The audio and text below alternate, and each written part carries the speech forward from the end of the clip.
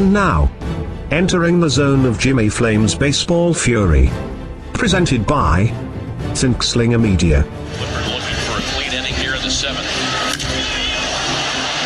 Hit well out to right center field. Jones still on the move, running out of room.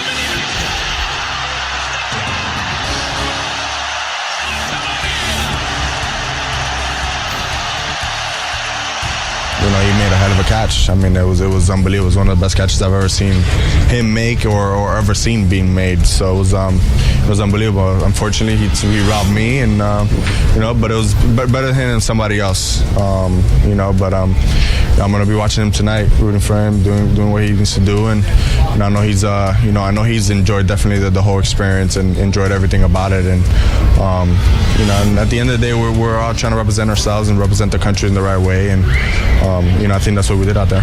Ladies and gentlemen, the Big Game James Show has returned for the 2017 season. I missed y'all last year. I was busy learning some things at law school, and I just didn't have time to do the show last year. But I'm back this year, baby, and we've got a new look. We've got a new sound.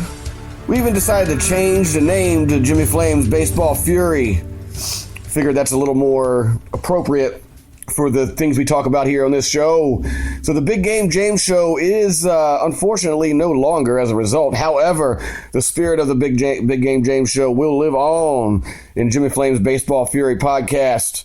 And I thank you all for hanging in there. I've answered as many emails as possible and messages as possible asking if and when the show's going to return. Well, here's your answer, Daddy. The show is back. Jimmy Flame's Baseball Fury 2017 season. And let's just get right to the show off the top. I got to get my sea legs back, not being used to, being on the radio all the time like I was a few years back when I was doing some internship stuff with the New Orleans Zephyrs with Tim Grubbs. Thank you very much to him, by the way, and to Ron Swoboda over there with the now aptly named Baby Cakes, the New Orleans Baby Cakes, the AAA team for the Miami Marlins. Thanks for showing me some of the ropes in this game, and hopefully I'll be working for a team again shortly. But for now, I'm going to be doing this radio podcast and just being a baseball fan. I'm enjoying it very much, and we're back, baby. Jimmy Flame's Baseball Fury in the house. And for those of you who watched the World Baseball Classic, man, we were treated to a clinic. I mean, this tournament was the best yet. This is the fourth installment. And with Team USA's 8-0 championship game victory over Puerto Rico over at Dodger Stadium, a thrilling 2017 World Baseball Classic is in the books after 40 games of nothing but great action. And with that in mind, here's a way we can remember some of the tournament's best highlights. We're going to discuss some of the best frames of the tournament. So let's recall the best of this year's classic, frame by frame.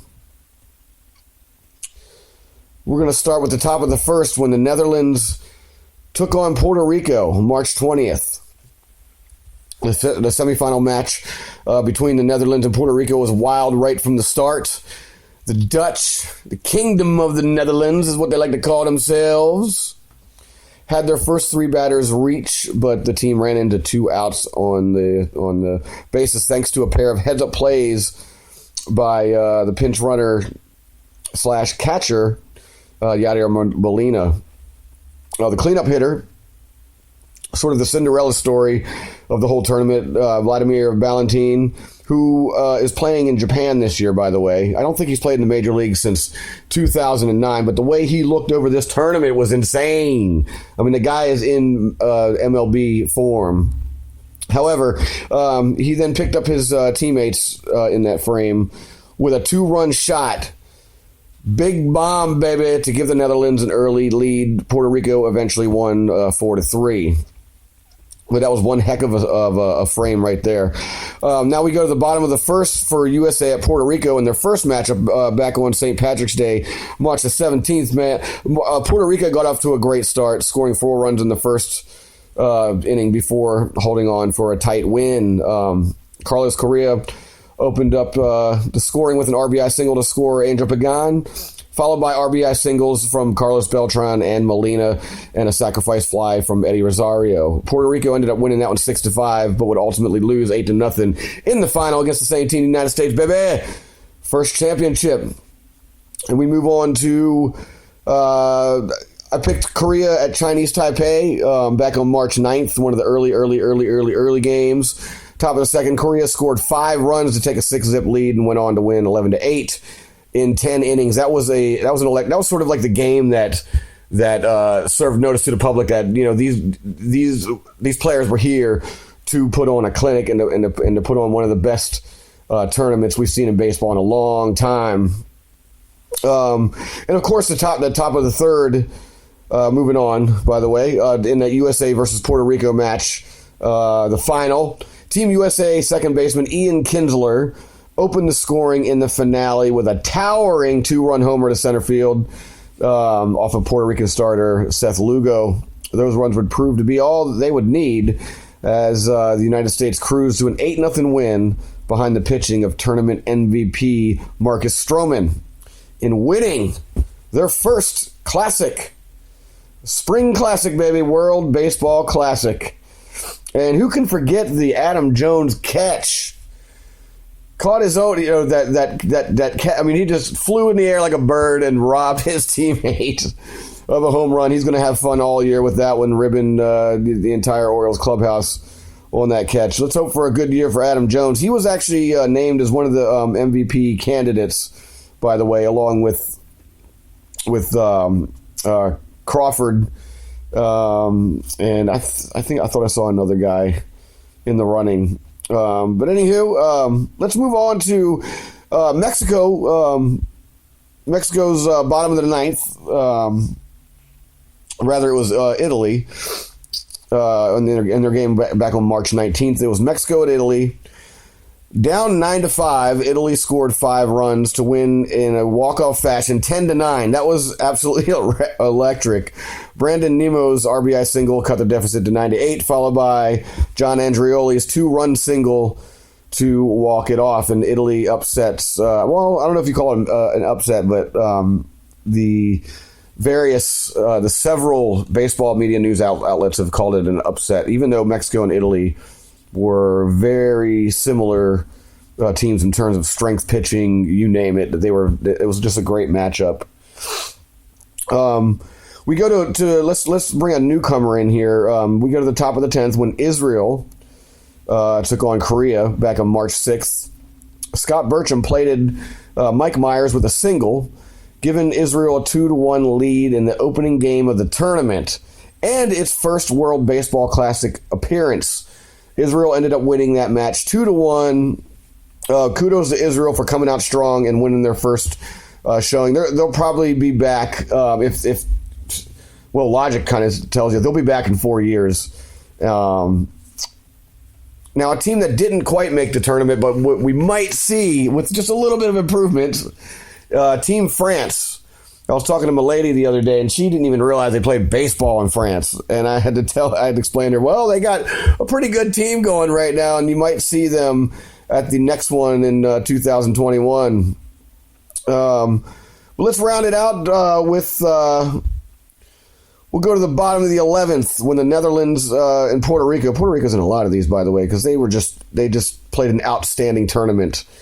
But, you know, losing the only game that really mattered ultimately. But they went 7-1 in the tournament and had a strong showing as well. By the way, they were in the finals of the preceding tournament, and they lost to the Dominican Republic, by the way.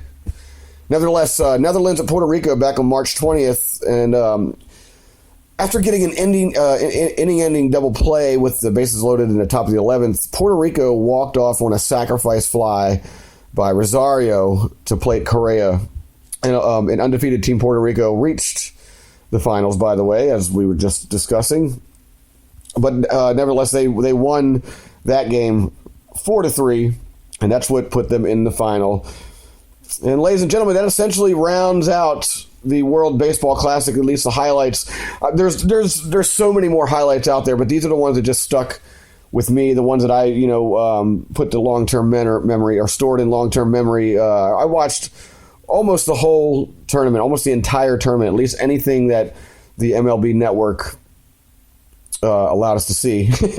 Which I believe they aired pretty much every single game, but yeah, I watched as much of it as I possibly could. This tournament was just electric. It was everything it was billed to be, culminating in the final. I thought that prior to the Puerto Rico USA matchup, I thought the game was going to be a little closer than it was. A lot closer than it was. I mean, I actually had it pegged at like 4-2 with US coming out on top, because I don't think anybody can hit Stroman right now. He's just on a tear, and he's sure to light up the big leagues this year. But I just didn't see Puerto Rico scoring more than 2 runs against that guy, and in which Jim Leland would pull him, et cetera, et cetera. So many scenarios that could have worked out. But kudos to all of them. Kudos to Puerto Rico as well for the strong showing, and of course to the United States for winning the tournament. I'm jacked about that. It's about time now. We can just kind of go on get back to the regular baseball season. I suppose any true baseball fan out there had a bit of a chip on their shoulder coming into this tournament, and at least in terms of USA-based baseball fans. We really wanted this one. We got it, and now we can just kind of scratch that off the bucket list. Team USA wins the World Baseball Classic 2017, baby. All right. So there's this funny picture over at SBNation.com of a fan sitting right next to Nolan Ryan. And the fan is wearing one of those old Astros Nolan Ryan jerseys, the kind with the stripes across the front, and the ones that some people think are just god awful, but I don't know, people like me, I guess, just love these throwback jerseys. Maybe I think it just kind of like, I don't know, I don't even know what I'm saying about that, but nevertheless, I like them. You might not, I don't care. But nevertheless, there's this funny picture of a guy just sitting there the whole game, sitting next to Nolan Ryan. And there's a supposition that he doesn't know that he's sitting next to, one of the greatest pitchers ever to walk the face of the earth. Apparently, he didn't turn to say anything to him, which you can only surmise he was either oblivious, maybe he was really chill, one of the most chilled fans in the world. And reporters at the game were wrong, and this man is actually a friend of Nolan Ryan's, which makes him wearing a Nolan Ryan jersey awesome and just totally freaking sweet. Either way, people seem convinced he was just unaware of who was sitting next to him. You could peruse Twitter as well and see all the funny reactions.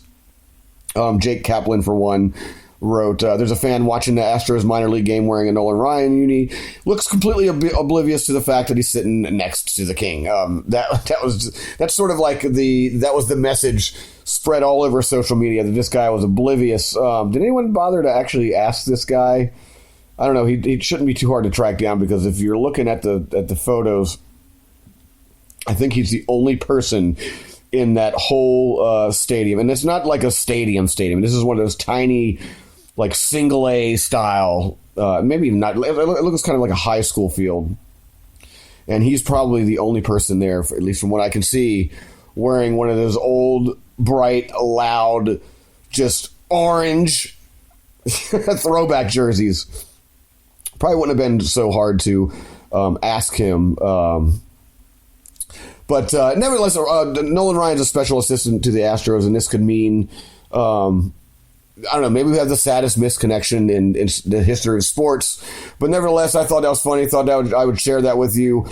Just look it up. You could probably just Google Nolan Ryan fan or something like that, and the picture will pop up. It is pretty funny. I mean, that'd be like, I know for me, it'd be the equivalent of wearing an old Eddie Murray jersey and sitting down right next to freaking Eddie Murray, and for some reason not recognizing him or whatever. Maybe Al Bumry. Maybe we'll go there. Not because Al Bumry was one of my favorites as a kid as well. Or Cal Ripken. Who knows? Maybe I've done it before. I don't know. I go to a lot of freaking baseball games, and I've worked in baseball, with some modest experience. enough to be around a lot of players and enough to, know that I've been in the same room as some of these guys before and just simply didn't say anything or didn't bother to find out who was there. But that's a whole different podcast right there. Maybe mishaps and misses of Jimmy Flame in the baseball world. I've got plenty of them. Believe that. My grand triumphant return to the radio and podcast world wouldn't be complete without addressing the elephant in the room. Yes, ladies and gentlemen, the Cubs finally won the World Series. And if you have any sort of baseball blood in your body whatsoever, it can only excite you. I don't know. I mean, how else do you put it? But exciting, interesting. It's another one of those baseball myths and lores that just kind of gets tackled, and it's done. The Cubs are, they won a World Series. They won the World Series.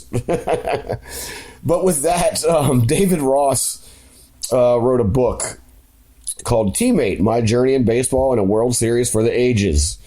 I'm going to check it. I haven't read it yet, but I'm definitely going to check it out. I always love reading, perceptions of baseball through the eyes of the players. And I'm sure David Ross has been around forever, to say the least.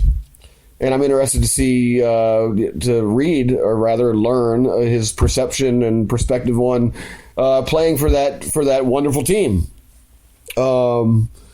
Before I get too far, this just hit me. I've got a really cool baseball story regarding the Chicago Cubs in their World Series run. And now this was a year prior. As you know, Chris Bryant was called up. He was called up while he was at bat, playing for the I-Cubs against the then named New Orleans Zephyrs. I was sitting up in the box with Tim Grubbs and Ron Swoboda as they were calling the game, and I was sitting back taking my notes, and I'd wander off for a while, go to my own box, which was the next one over, to sort of practice doing the play-by-play during the games and recording it, and et cetera, et cetera. But I came back when Chris Bryant came to bat with my card, my game card, and a guy came walking in. I believe he was the statistician for the Zephyrs. Came in, and as Chris Bryant stepping up to the plate, he kind of snaps. He's like, "Heads up, everybody! We just got the call. Chris Bryant just got called up, so this is his last. This is his last game with the I-Cubs. They're going to fly him out of here pretty much right after the game." Well, the pitcher, they just throwing the ball at him and stuff, and I'm just thinking in the back of my mind, wouldn't it be crazy if this guy just corks a freaking home run right now? Like, the kid doesn't know. I mean, everyone in the baseball world knew. Even the casual fan knew that this guy was coming up soon. But however, we figured it was going to be a week or two, because that would have. There's some complications to that. But let's see if I can explain this properly. If the Cubs would have waited another week, I think it was a week and a half, then they could have claimed Chris Bryant for an additional year on the current contract. So essentially, can't really say it's a free year, but they would have had to pay him less per game. Does that make any sense? They would have had the rights to him for an additional year, but the Cubs decided to go ahead and call him up, and it was in the middle of he was coming up to bat. And this is one of those moments that you only see in baseball. And it was just amazing. Like, 2 pitches into it, I don't have my score sheet with me. I actually gave that thing away to a friend of mine who was a huge Cubs fan, and I had to give it to her. It was just one of those. It was just one of those, once in a lifetime deals. So I gave her my score sheet, but nevertheless, I believe it was like 2 or 3 pitches in, and Chris Bryant just hammers this ball, and it goes flying all the way out to Airline Highway. If you've ever been to Zephyr Field down there, I think they changed it to Baby Cakes Park or something like that. But nevertheless, it's a long way out to the highway, and that ball, it soared out into the highway, and you could see it bounce across, and it didn't hit any cars. Fortunately, no one was run over running after the darn ball, because a crowd of people went running after it. And they didn't even know that this was, no one in the stadium, but the three of us and the stat keeper knew that he'd just been called up. And this is just one of those crazy baseball moments where you're thinking, this has to happen. This would be so poetic if it happened. And it happened. Kablam! Chris Bryant hits this freaking home run, and it was just one of those baseball moments I will never forget. Now, where was I? I'm getting way off topic here. Oh, yeah, we were talking about David Ross's new book, Teammate, My Journey in Baseball and the World Series for the Ages. I was reading this funny article over at SB Nation connected to this book where reporter James Dater he came up with a funny scenario in which the Cubs apparently there's a movie there is a movie in the works, but this guy went ahead and cast some of the players and the coach, and I just thought it was really funny. He has Fozzie Bear playing David Ross himself. He's got Bill Murray playing Joe Madden. That's perfect because, it's Bill Murray, and I don't know, Bill Murray would probably be a funny Joe Madden. And Theo Epstein is played by Gonzo. Now, I don't know where he's going with that, but for some reason it makes a whole lot of sense. It's like, oh, I didn't tell you? Sorry about that. He wants to make it a Muppet movie. You can take that for however you want, but he's got Chris Bryant being played by Link Hogthrob. Now, if you're not familiar with Link Hogthrob, he's sort of like the rich Muppet, and he's got kind of like a funny Donald Trump haircut, and he wears the suit jacket, the unbuttoned shirt, and the suit jacket, and the patch. Just Google who the sexiest Muppet is, and you'll find him. Anthony Rizzo, of course, Rizzo the Rat. Jake Arrieta, Sam Eagle. And he's got John Lester and John Lackey as Bunsen Honeydrew and Beaker. Jeez. And Ben Sobrist as Scooter. Now, this is much funnier if you actually go and see the picture side by side, because it's like... when I'm thinking about it, it's like, this doesn't make any sense. But then you look at the picture and you're like, oh, this guy's a freaking genius. So, ladies and gentlemen, that's James Dater of SB Nation fame calling it out. Let's make it a Muppet movie. And why not? It'd probably be a fun ride. He does go on to say, though, that the biggest problem with casting is that he can't figure out who to cast Kermit and Miss Piggy in the mix, and ideally to also include Animal, the Swedish Chef, and Waldorf. So he's asking over there at SB Nation to cast the rest of the movie. If you go over to their site, sbnation.com, you can find the article. It's called "The Cubs Are Getting a World Series Movie, so let's cast it with Muppets." You can go over there and vote who should be Kermit, who should be Miss Piggy. What are your picks? Go ahead and help those cats out over there at SB Nation. And you can just come to my Facebook page too, Jimmy Flame 77, or tweet me at Jimmy Flame 77 if you would like me to pass along this information. But speaking of the Cubs, I haven't seen much out there about a repeat.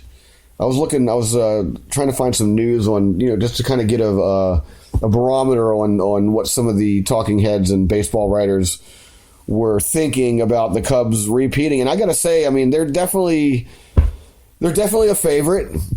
I'm not personally going to go with them. For one, the season hasn't started yet. You can't really tell much from spring training. And yes, I do have a little bit of a background in statistics. I'm, certification, etc. But I'm not going to go crunching these numbers because, for one, we don't really have enough data to do anything with anyway. And two, baseball is a game of games, meaning that it's really hard to predict the parameters of an entire season without first having some of the season yet. But I will be making some fairly educated guesses probably on the next podcast as to who I think is going to win the various divisions, the several divisions, and ultimately I might even come up with an early World Series bracket. I ate dog doo-doo on the last one that I did. For one, I picked the Marlins to win in 2000. I didn't do this last year, so it was the year before, the 15-16 season.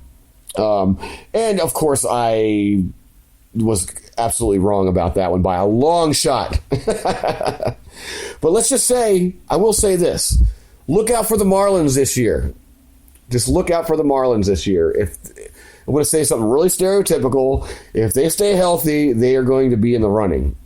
But I'm going to say the same thing about the Baltimore Orioles. The O's, they're my team. Everybody knows that. I'm loud about it. But I try to be reasonably objective. But the O's, they've just been looking really good the last couple of years. It was tough being a fan for a while. I also believe that the Mariners are going to do very well. Again, I'm going to save the breakdowns for the next show, and just remember that the name of the show has changed to Jimmy Flame's Baseball Fury Podcast. That's going to be the name for now. I couldn't really think of anything more fitting, because I do tend to go on furies and rants, but I also do like to dip into history as well, as I'm sort of a baseball history nerd. And I'm going to, and also this time, what's something that's going to be new to the show is I'm going to start bringing on guests. People who I trust with baseball. Sometimes I might have a comedian on here once in a while to sort of poke fun at the things happening in baseball. I'm going to bring some historians on here. I'm going to bring just baseball nerds on here where we're going to just rant about baseball. It's going to be this season's going to be a lot of fun. 2017 is going to be a lot of fun for the podcast. So just make sure you take note and you update your iHeartRadio. As far as I know, they're still airing the programs, but update your iHeartRadio to reflect the name change. It might take a few days for that to happen. They tend to be a little slow over there when it comes to updates. But we're also going to work on getting on Google Play and all the other major podcast apps. And I'm also in the market to I might pop up on a radio station here or there. I've got the feelers out there, both in baseball and in just the sports radio market, to try to jump back into that game. We'll see what happens. Nevertheless, for the time being, the real deal is Jimmy Flame's going to be right here, bringing you Jimmy Flame's Baseball Fury this year. And it's gonna be a fun ride. As always, you can send questions over to my Facebook, Jimmy Flame 77, over at my Twitter at Jimmy Flame 77, and check out my wrestling podcast if you ever get a chance. If you're a fan of professional wrestling, namely indie wrestling, I typically cover the indies over there at The Art of Hitting Your Opponent with a Planet. I also host that show. I host a number of other podcasts and radio shows as well. We'll get into that some other time, but for now, I'm going to have to get out of here. I'm trying to get my sea legs back, just like I said, just like I mentioned before.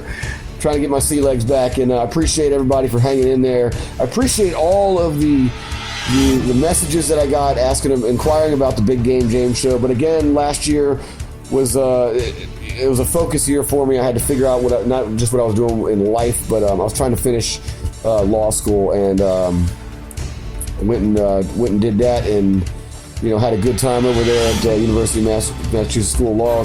Thanking them for the opportunity to do that. It was a lot of fun. I met a lot of great folks there. I met some cool baseball people there too, and maybe I can try and get them on the show at some point too. But nevertheless, thank you for tuning in. Again, this is Jimmy Flame for Jimmy Flame's Baseball Fury, and I'll see you next time, baby.